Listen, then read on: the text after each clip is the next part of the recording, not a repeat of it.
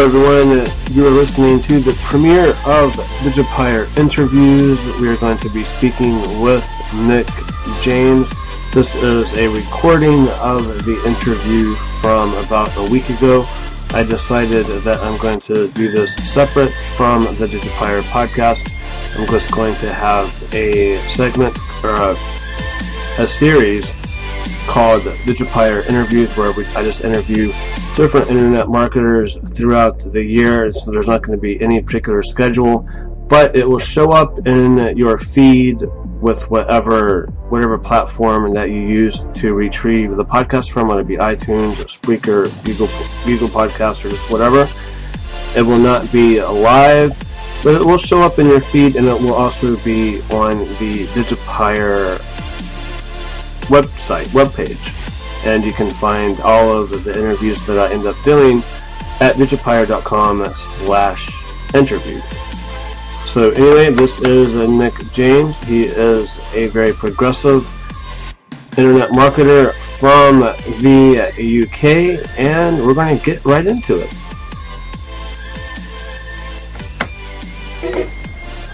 Hello and welcome. Joining me today is Nick James, who's arguably one of the UK's most well-known and experienced internet marketers. He's certainly one of the most progressive and has won numerous awards, and I'm sure we'll talk about that during this session. Nick, it's great to connect.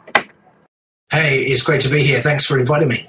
Now, for those who aren't aware of you or your achievements, maybe you could just start by telling me a little bit about your background and how you got started.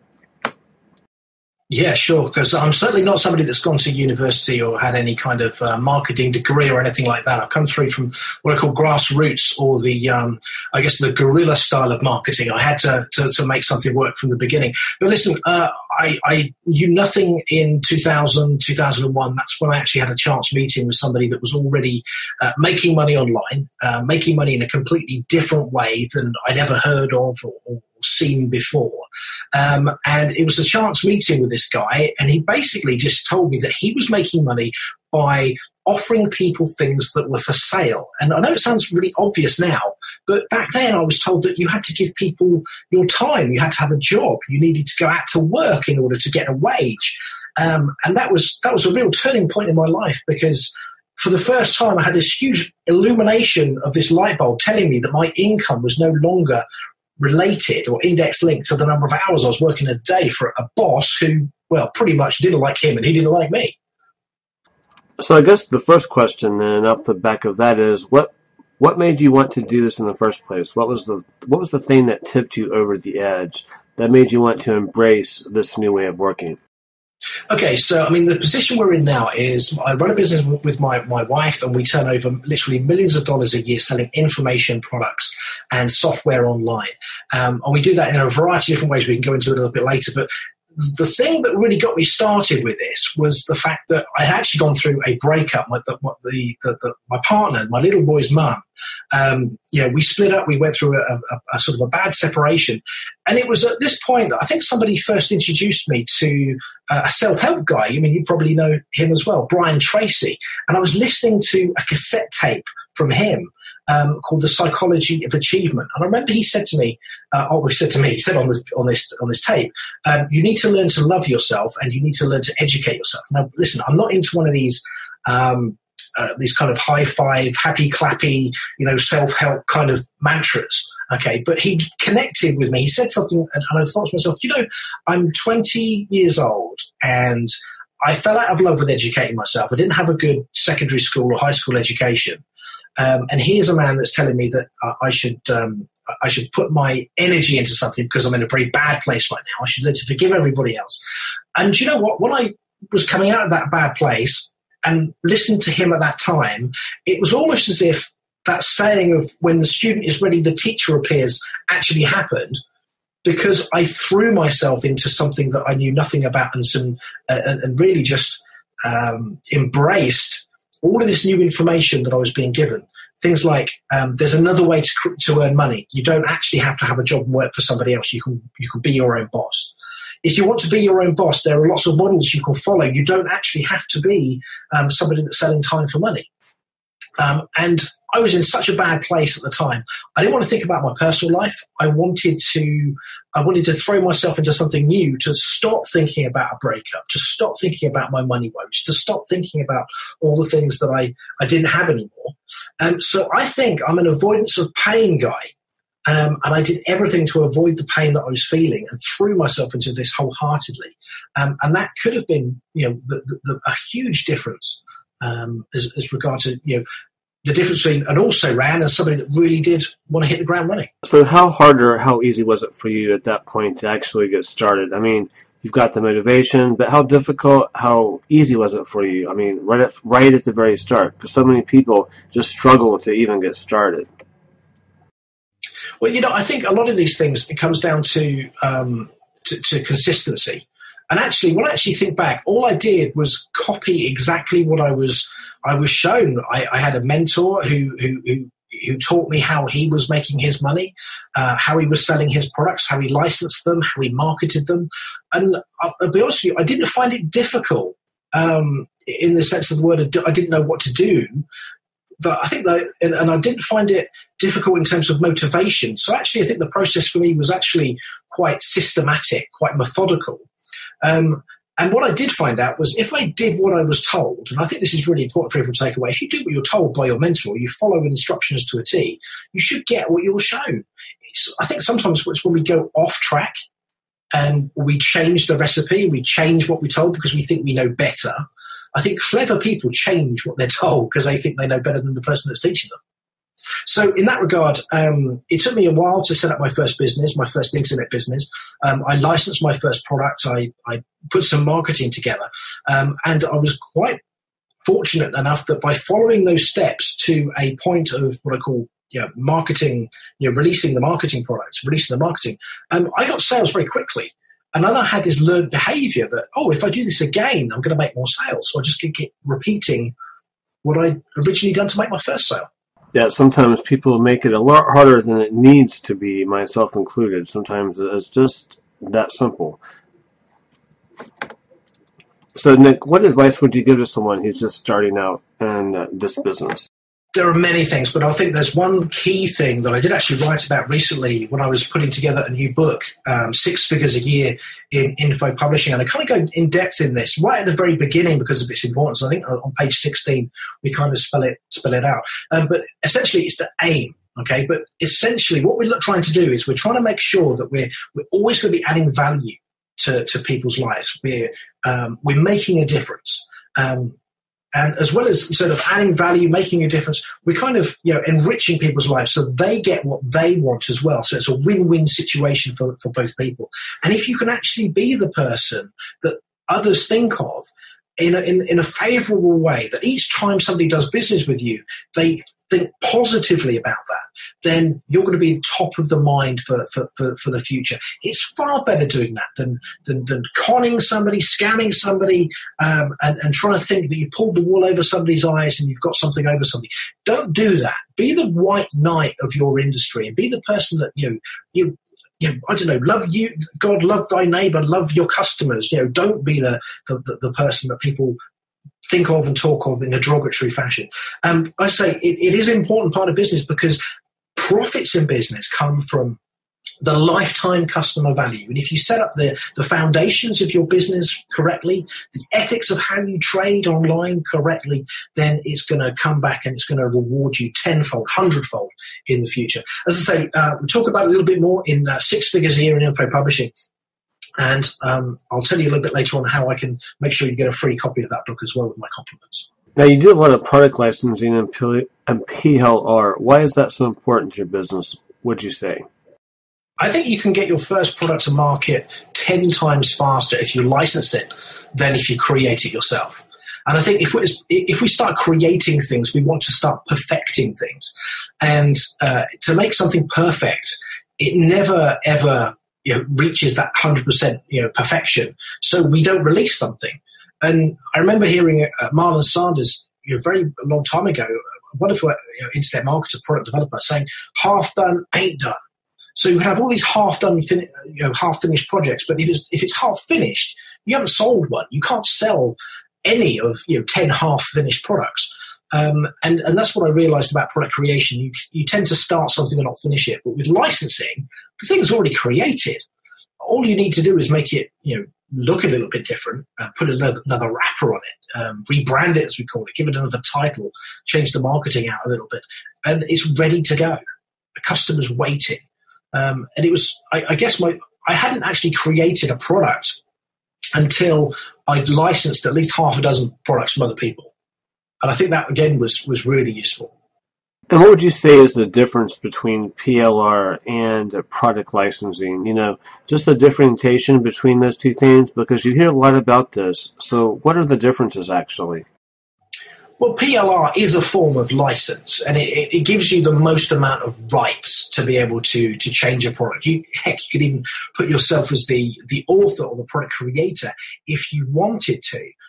That's exactly what it is. It's a private label or a white label.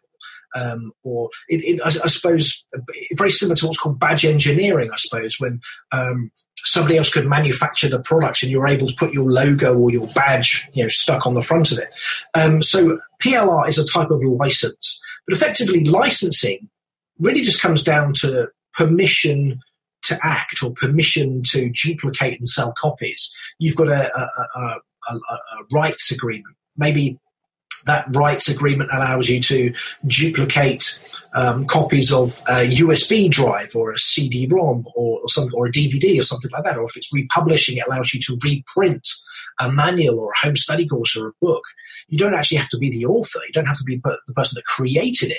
You just need permission to make copies of what's been created. And that's what makes it so much faster. But you may be restricted if you just have a reprint rights agreement or a reprint rights license. You might only be able to copy it exactly. Maybe you can't change the title. Maybe you can't change the content. So it could be a little bit more restricted. But really, that's the difference between licensing and private label rights. And they both have a place in every digital marketer or internet marketer or information publisher's portfolio. Okay, Nick, so what advice would you give to anyone licensing a product, like, for example, a PLL product?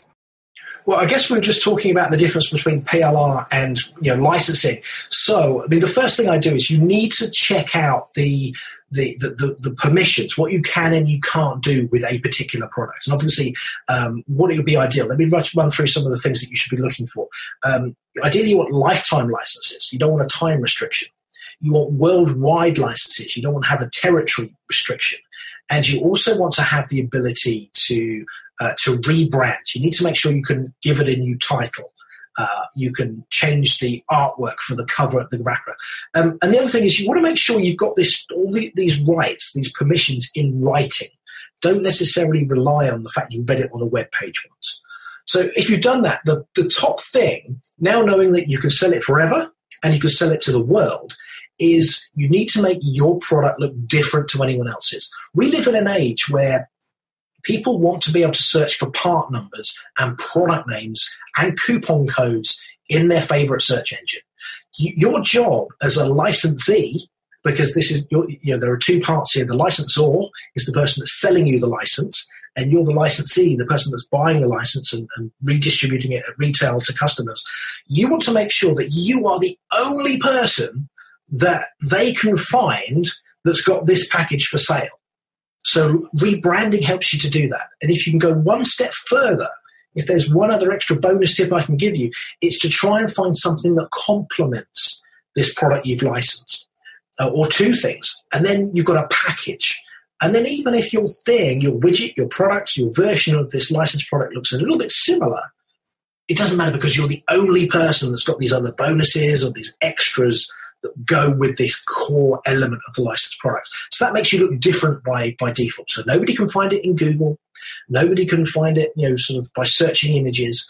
You've made it completely unique.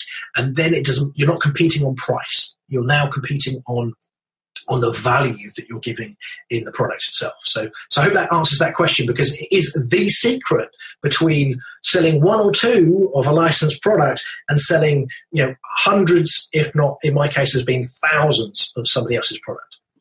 So now when you got started, you said that you did a lot of product licensing right at the very beginning of your business. What challenges did you face at that time? Well, I think it was a learning curve at the time, but if I'd say what wasn't a challenge to start with, maybe we actually have the answer here. But I remember that one of the things that I found out with licensing that allowed things to be much easier for me was the fact that I didn't have to prove myself and who I was when I was putting the marketing materials together. By that I mean I used to write about the person that was actually on, back in those days, by the way, it was the licensing of some VHS cassette tapes. And these VHS videotapes, they featured a guy who was ultra successful. So when I put the marketing materials together, I didn't have to write about how great Nick James was. I was writing about how great this guy was. And I think that allowed me to change the positioning I see a lot of people fall foul of, which is, why would people want to listen to me? How can I big myself up to other people? Well, when you license, you don't have to. And you can put yourself on the side of the buyer by saying, look, if you and I have got any sense, we can actually pay attention to what this guy, this expert, this guru is doing, and we're going to be good. We're going to be okay. So it's a very different to sell the expertise of somebody else than it is to sell your own expertise. So that was really, really useful. But in terms of difficulties, I think I actually had a home run because I was able to swing things, because nobody cared about me. They just cared about the product that I'd licensed. And I was able to ride off the back of it. Okay, so here's another question again right off the back of that one. If you were starting again, starting completely over, would you do anything differently, or would you do it still the way you did it a long time ago, back in 2001? Well, things have changed. I mean, licensing is definitely the way that I recommend anybody starts making money online. Licensing or affiliate marketing, where you don't actually have to create the product. That's a huge, huge shortcut. Would I do things differently? Oh, heck yeah. I mean, you realize that when I started, we were still selling VHS tapes and cassette tapes. It hadn't even become DVDs, and we're at the back of that kind of product creation already. But you know what? I was told that if I was selling a product that had a 30-day money-back guarantee, my original mentor told me to wait 30 days before offering a back-end or an upsell product. I mean, we wait, 30 seconds before we do that now. So I definitely do that differently. The other thing that I do differently as well is I would put continuity or recurring income or some kind of membership or into a marketing funnel straight away.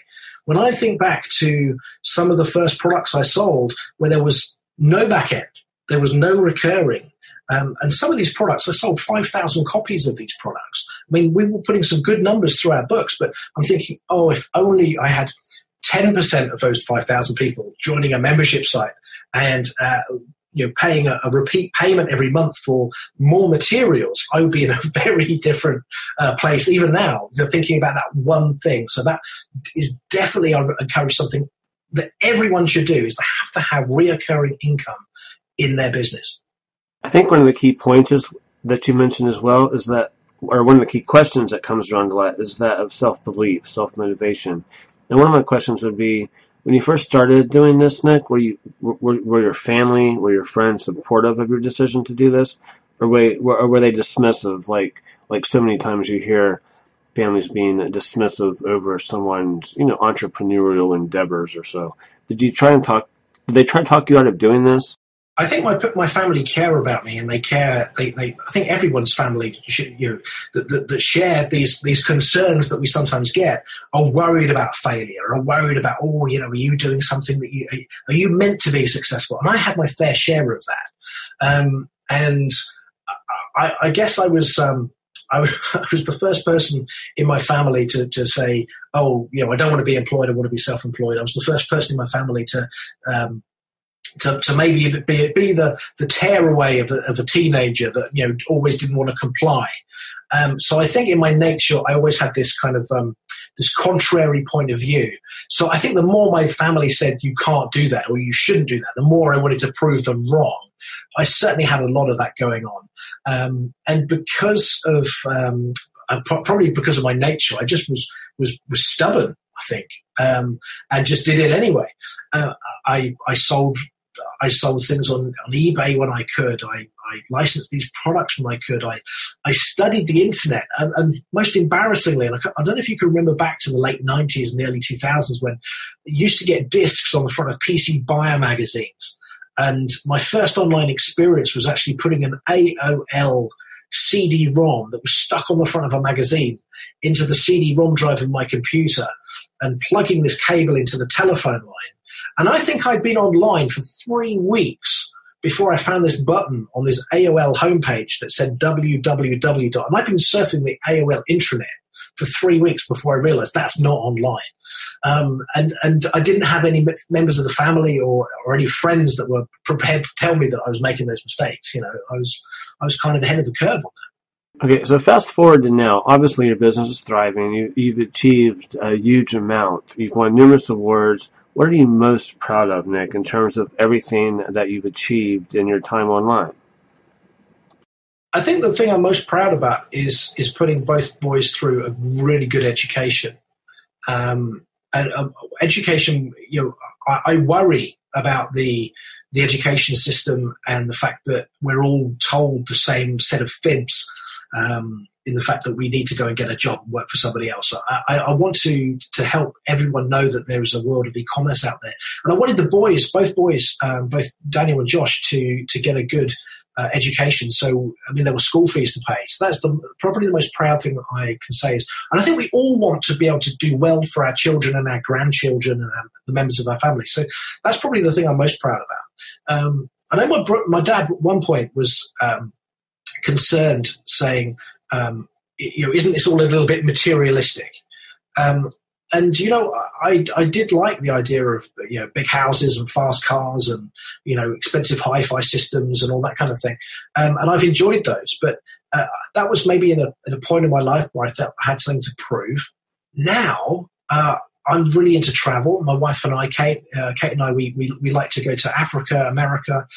We just like to enjoy the world, and our business is now in a place where it is ticking along nicely. It doesn't matter whether we actually turn up to work, or not, from day to day, or where we work from in the world. But each year we have a choice that we make, and that is, we say, is the business still going in the way we want it to go? Do we need to, re-navigate our ship? And there are two things that came up a year ago, and they still feel the same thing. Number one is we want a completely transient business, that if we close the MacBook and we put it in a backpack, we could run the business from anywhere. That's the first thing. And the second thing is we no longer want to employ anybody. We've had commercial premises, we've employed staff. Now we'd much rather outsource to other self-employed, outsourced freelancers and be their customer, receive an invoice from them on a regular basis. That's absolutely fine. But I don't want to be responsible for their taxes, running payroll, having buildings and overheads and all that kind of stuff. I don't want to be a traditional business. And it's actually, it intrigues me when people tell me that they want to learn how to scale their business, how to 10x something. And I think, okay, that's interesting, but is that really what you want? Are you going to be fulfilled and happy if you have all of those kind of liabilities that you need to satisfy? So just be careful what you wish for. Pretty good advice, Nick. And one of the questions that I always get asked is, how easy or difficult is it to get started? What technical know-how do you really need in order to be able to start your own internet business? Just the nuts and bolts of it. What do you really need to know? I'm going to shoot myself in the foot answering this one, okay? You just need to know how to ask for help. So I believe this. If you have a computer that is online and you know how to ask questions and you know how to follow instructions, they are all the skills that you need. Google is your friend. And whilst I know we all want to have somebody who we can, that they can put their arm around our shoulder and and what have you, ask questions, whether it's either in a discussion forum or asking Google or searching YouTube. There is an answer out there. And as long as you're willing to be inquisitive and search for the answers, the world is your oyster. I've never known in the whole history of the planet such a wonderful time for anyone to start a business. It doesn't matter whether you are sitting at home with a tablet or a laptop computer, or you're one of the biggest corporations in the world, where you're Microsoft, Apple, Facebook, whoever it happens to be, your website takes up the same space on somebody's device or computer screen as some of those huge corporations in the world. That's your shop window to the world. Everyone can be listed in Google. Everyone can take out Facebook adverts. Everyone can have a voice. And the world has become such a small place because everyone is able to trade online now. And I think that all you need is that inspiration to say, actually, that's something I want to do. I want to learn how to put a buy button on a web page so somebody can maybe put money into my PayPal account, or I want to go and how do I take Visa or MasterCard? How do I sign up to a merchant account? How do I take these payments? Oh, that's how you do it. Now let me find out how I can put a payment button on a web page. You only need to get one person to click that button and say, yes, I want to buy what you have for sale today. And you've got your first customer. You've reached your, what I call your epiphany moment. The moment of which a complete stranger gives you money. And you think, if I can get one customer to buy what I have for sale, I can get 2, I can get 10, I can get 100. And then you're away. It's like learning to ride a bike. You might wobble at first, but when your parent lets go and you pedal furiously, you feel like the king of the world. So I guess your advice is just don't overcomplicate things. Just take the necessary steps to move forward one step at a time, right? Absolutely. Remember, people are begging to be shown what to do next. Can you create a product, an information product, whether it's a written manual or a series of videos that show people how to accomplish something, how to do something? And then you just need to go to those people and say, would you like to buy what I have for sale today? And a percentage of those people will say yes. I mean, if you know what the problems and the pains and the difficulties that somebody's having in a particular niche, and you understand that keeps coming up time and time and time again, that's called a marketplace. Now, I'm not promising that you're going to make $1 million by tea time. That's not how this works. But if it means that you can reach your epiphany moment and get somebody to make a purchase from you, and you provide value to that person, and this is key, that you actually have to enrich their life in some way. You want to leave them thinking, well, that was a pleasant experience. I learned a lot from that book, that manual, that video. I wonder what else I can learn. And then you've left the door open for a second purchase to take place. And that's where the real money gets made. That's really great advice. In terms of process that you go through whenever you do this, Nick, could you just maybe run us through step 1, step 2, step 3, just again so we get an idea of what's actually involved in this? Because I think people just get overwhelmed with the big picture and what do I need to do. So if we could just break it down into to a few simple steps. Okay, so let's just very quickly look at step 1. Make sure you have a license to start with that provides you the permission to do this rebranding. The next thing that I would do is I'd look at the title of the product itself, write it down, and then try and write as many different titles that would fit. I'll give you an example. There was a product that I licensed, I don't know, 10 years ago by a guy called Jeremy. And I think it was called One Day Product Creation. My rebranded version of this turned into the 24-hour product formula. It's the same product with a different title. And to do that, sometimes if you're good with words, you might be able to, 1 day is 24 hours. This was about creating products. This is called product formula. You might be able to come up with that. If you can't, use a service like thesaurus.com, where it'll give you synonyms. It'll give you other words that are similar to the word that you've told it. And you may well be able to therefore come up with a new title. So I would definitely do that. The next thing is find a graphic designer. Don't feel necessarily that you have to do all of the work yourself. Now, personally, I believe I have been blessed with the graphic design skills of a 3-year-old using jumbo-sized crayons. If people were judging my products based on my graphic design, it would not go down very well at all. It would look like a picture that would be stuck on the front of a very proud grandma's fridge with magnets, and somebody's come back from kindergarten. It wouldn't look good at all. So what I would suggest is go and brief somebody that is used to creating the kind of images that you see for ebooks and home study courses. Go and find a graphic designer on a website. Perhaps you go to Fiverr, Fiverr.com, maybe freelancer.com. Another one is called Upwork, Upwork.com. These are all people that are freelancers that are probably much better at graphic design than you or I. So that's something that you can also do to outsource the wrapper of the product itself. So you've got a new name and you've got a new title. And then marry it together by going to your favorite domain name registrar, whether it's GoDaddy or Namecheap or wherever, and make sure you can go and get the domain name for that product, whether it's a .com or a .net. If you can't get those two, I would actually rethink. I wouldn't go for anything that isn't .net or .com at this time, purely because consumers aren't ready for it. They think if you buy a domain name that finishes .co, that you've mistyped it and there's no M on the end. If you buy one that's specific to your country, you're alienating half the world. So .net, .com, make sure you can get the domain name. Try and avoid one with hyphens if you can, because otherwise it becomes a question of, is it a slash, is it a dash, is it an underscore, is it a minus sign?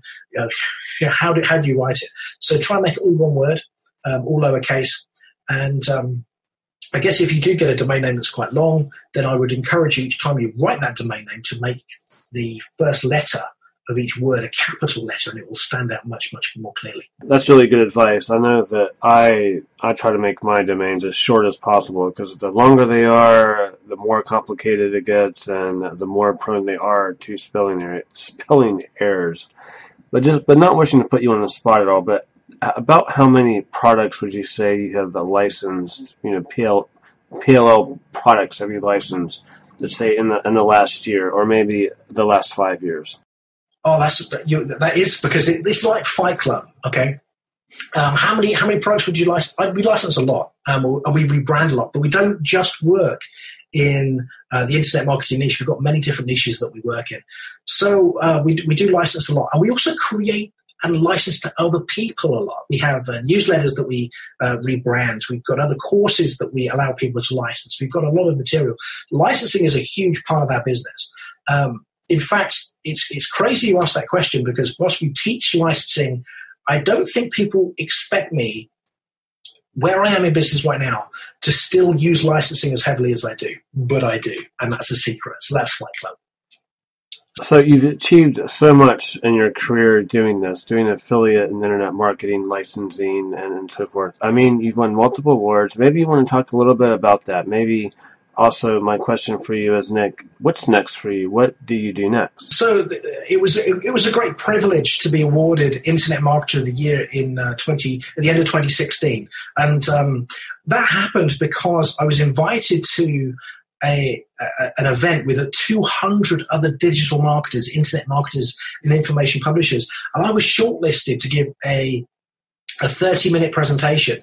And during that 30-minute presentation, I explained how one technique can ensure that when people are responding to your marketing materials, you can guarantee to get a 100% what we call opt-in rate, or 100% conversion rate from prospects and visitors coming and responding to your advert to joining your list.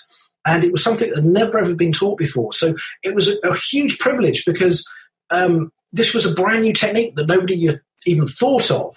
And it just raised eyebrows. It got people to grin. And whatever conversion rate other marketers were having, all of a sudden they were thinking, he's got something here. And I still believe that this is one of the most closely guarded secrets to the popular world, because it's just too valuable to be putting into an ebook or to be putting out there for free. And I think that's what really interested and captured people's imaginations. And this is the thing that makes me smile. It was something that I read in a very, very old book by Robert Collier. And I just updated it for the internet age. And it just goes to show that some of the very old traditional marketing methods that even happened in the 1920s, the 1930s, are still as relative today. The principles remain the same. It's just the tactics that change. So that was the most amazing thing. Where are things for me moving forward? Where are things changing? Where are things heading? That's a really great question. I love the way that the internet has evolved. I think that we haven't even begun to see what the internet's going to become yet. And it's a very, very fast-moving landscape. We knew that email marketing was huge. We know that these bot lists are very popular at the moment. We know that push notifications are there. I think the internet is changing into a very dynamic place. And I think before long, you'll realize that the internet experience can be as individual for us, and our experience online can be as individual as us as we are. So it's going to continue to evolve and change. Well, there's no doubt you've achieved a huge amount over the last few years, Nick. For anyone that wants to find out more about you, how maybe can you work together? How can we find you? What do we need to do to be able to find you online? Well, I've recently put together something that I'd love to give away for free for absolutely everyone. And it's a book that you can get on Amazon for $14.95. But I'd like to give away a free copy for everyone because it gives you a wonderful introduction to this whole idea of creating something and selling it. And you can get hold of that book at sixfiguresayear.com. More than happy to give you one of those with my compliments. Like a small contribution towards the international shipping and handling to get that to you no matter where you live in the world, whether it's Timbuktu, Queensland, Australia, India, Asia, Africa, wherever you are, more than happy to do that for you. Because it goes through in depth what I call these 4 keys to having a successful six-figure-a-year business. Everything from increasing conversion rates, so you get more people to say, yes, I'd like to buy what you have for sale today. How to increase your profits. So you're not just making a small profit, you're making a substantial profit each time something's sold. How to get more people to buy more. So it just goes through the keys to running a successful business. And where do we get that book from again? Just go and head over to sixfiguresayear.com. sixfiguresayear.com. Okay, well, Nick, I really appreciate you sharing your story and giving my listeners a little bit of advice and insight on the licensing business and internet marketing in general. And thanks again for catching up. My pleasure indeed, and I look forward to catching up with you all again soon.